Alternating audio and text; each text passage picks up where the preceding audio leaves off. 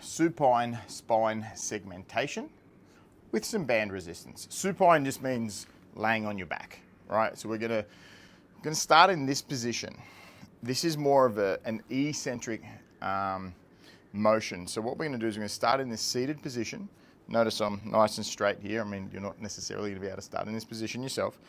But what we're gonna do here is to start with, I'm gonna tilt the hips underneath, and then I'm really slowly going to be pulling against resistance, which I'll show you in a second, just trying to get like literally one vertebrae at a time onto the floor as we go.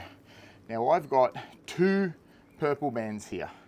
So fair bit of resistance for 2 reasons. One is I want now, so as I'm coming down, notice I've actually got to actively use the tissue to come down because I'm doing it against resistance. There's another reason which I'll show you on the way up. So to start again, tilt the hips, and I'm really trying to get as much flexion through my spine as possible here.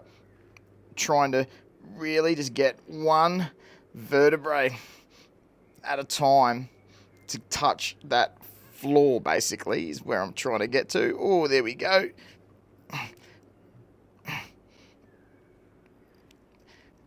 I'm going to get all the way down to my shoulders, and then I'm going to come up, and this is where the band's help in an different way. As I'm coming up, I'm trying to go one vertebrae at a time, and I'm trying to flex as much as possible, and I'm trying to use the band to actually help me get more flexion. Oh, I can't talk. Now, I've done this a few times myself, so I'm not quite. Notice I'm still flexion in the lumbar. Once I come up, boom, 1 rep. Now I'm back down. Once again, tilt those hips under, and then I'm actively using that spine tissue to pull myself into flexion, and then straight, 1 vertebrae at a time.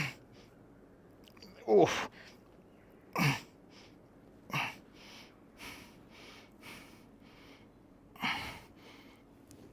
And then up.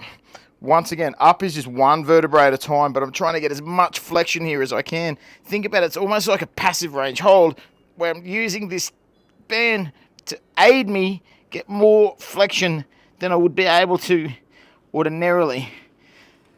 So I'll warn you with this one, as the bands are aiding you getting more flexion than you're used to, you are now going to be using all your abs in a shorter range than you're used to. That's going to cause cramps. So anything that you do, you know, if you're doing hip internal rotations here, when you're doing the passive range holds, you're getting cramps because you're using tissue in new ranges. Anytime you use tissue in the new short end ranges, even, you know, if I'm doing hamstrings, I do this and I try and keep my heel up there, you get a cramp. So I'll warn you when you do this, because if it happens without your expectation, it might be a bit scary. When you get ab cramps, normally I'll say sorry, not sorry at this point. I'm actually just sorry.